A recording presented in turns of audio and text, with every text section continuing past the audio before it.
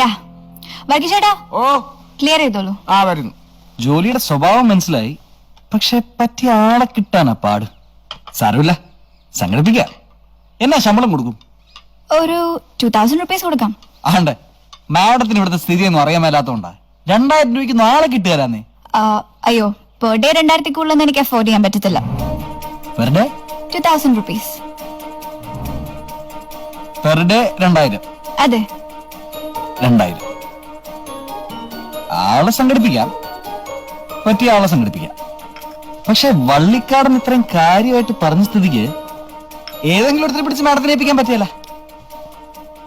അങ്ങനെ വിശ്വസിക്കാൻ പറ്റിയ ഒരാള് അല്ല ഉണ്ടാവും, അന്വേഷിച്ചാ കിട്ടും. അല്ലെങ്കിൽ ഇത്രമാത്രം ഭാവനയും കഴിവും ഉത്തരവാദിത്വം ഒക്കെ ആവശ്യമുള്ള ജോലി ആയതുകൊണ്ട് ഞാൻ തന്നെ ഏറ്റെടുക്കാം. എന്നാ? ഓ, സോ കൈൻഡ് ഓഫ് യു. അപ്പൊ ശമ്പളം കൂടാതെ മിസ്റ്റർ റൈമനത്തിന് വേറെ എന്തെങ്കിലും കണ്ടീഷൻസ് ഉണ്ടോ? സത്യം പറഞ്ഞ വളരെ ബിസി ആയിട്ടുള്ള ഒരു സോഷ്യൽ വർക്കറാ ഞാൻ. ഓ, ജോലിക്കിടയിൽ ഹൈക്കമാൻഡ് എന്ന് വല്ല VIP എന്നെ കാണണം നിർബന്ധം പിടിച്ചാ ഒന്ന് പോയച്ചു വരേണ്ടി വരും. അത് കുഴപ്പമില്ല, പക്ഷെ മുൻകൂട്ടി പറഞ്ഞേക്കണം. പിന്നെ മിസ്റ്റർ റൈമനത്തിന്റെ എഡ്യൂക്കേഷണൽ ക്വാളിഫിക്കേഷൻ ഒക്കെ? ലോ കോളേജിലായിരുന്നു. അപ്പൊ തൊട്ട് പൊളിറ്റിക്സ് തലലോട്ട് കയറിയതുകൊണ്ട് കംപ്ലീറ്റ്ലി ഒത്തില്ല. ഇറ്റ്സ് ഓക്കെ, ഞാൻ ചുമ്മാ ചോദിച്ചേ ഉള്ളൂ. അപ്പോ നമുക്കിത് ഉറപ്പിക്കാമല്ലോ? Yeah okay. ഓ, പിന്നെ ഞാൻ ഒരു ചെറിയ കാര്യം പറഞ്ഞാൽ മിസ്റ്റർ റൈമനത്തിനൊന്നും തോന്നരുത്. എന്നാ? ജോലിയുടെ ഭാഗമായിട്ട് നമ്മളൊന്നിച്ച് യാത്ര ചെയ്യേണ്ടി വരും, ചിലപ്പോ ഒന്നിച്ച് താമസിക്കേണ്ടി വരും. അങ്ങനെയൊക്കെ അടുത്തിടപഴകുമ്പോ മിസ്റ്റർ റൈമൻ എന്നെ തെറ്റിദ്ധരിച്ചേക്കരുത്. എന്നാ തെറ്റുകാരനെ? എനിക്ക് ഇവിടുത്തെ രീതികളെ പറ്റിയൊക്കെ പറഞ്ഞു കേട്ടിട്ടുള്ള അറിവേ ഉള്ളൂ. എന്നാലും പെണ്ണുങ്ങളോടുള്ള മലയാളികളുടെ അപ്രോച്ചിൽ എന്തോ ചെറിയ സ്പെല്ലിംഗ് മിസ്റ്റേക്ക് ഇല്ലേന്ന് എനിക്ക് തോന്നിയിട്ടുണ്ട്. പ്രത്യേകിച്ച് അങ്ങനെ തോന്നാൻ വേറൊന്നുമല്ല, കഴിഞ്ഞ ആഴ്ച എന്നെ ഹെൽപ്പ് ചെയ്യാൻ ഇതുപോലെ ഒരാൾ ജോയിൻ ചെയ്തു.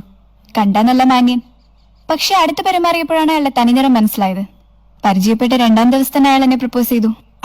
അങ്ങനത്തെ ചില ഞരമ്പുകൾ എല്ലായിടത്തും ഇല്ലയോ, പക്ഷെ ജനറലൈസ് ചെയ്യണ്ട. അയ്യോ, മിസ്റ്റർ ഐമൻ അങ്ങനത്തെ ആളാന്ന് എനിക്ക് തോന്നുന്നില്ല കേട്ടോ. സത്യത്തിൽ മിസ്റ്റർ ഐമൻ എന്നെ മാഡം എന്ന് വിളിച്ചപ്പോ എനിക്ക് അത്ഭുതം തോന്നി. പ്രായം കൊണ്ടോ സ്റ്റാറ്റസ് കൊണ്ടോ എന്നെ അങ്ങനെ വിളിക്കേണ്ട കാര്യമില്ല.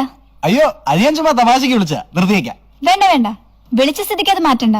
അതിലൊരു സേഫ് ഡിസ്റ്റൻസ് ഉണ്ട്, അത് നല്ലതാ. മാഡത്തിന്റെ പേടി എനിക്ക് മനസ്സിലായി, പക്ഷെ എന്റെ കാര്യത്തിൽ മാഡം പേടിക്കാൻ വേണ്ട.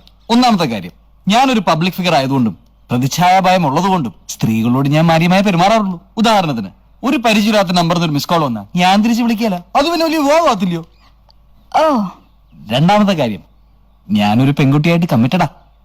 മൂന്നാമത്തെ കാര്യം, എന്റെ സങ്കല്പത്തിലുള്ള പെങ്കൊച്ചിന് ഇച്ചിരി കൂടെ സൗന്ദര്യമുണ്ട്, അതുകൊണ്ട് ബാലൻസ് സേഫാ.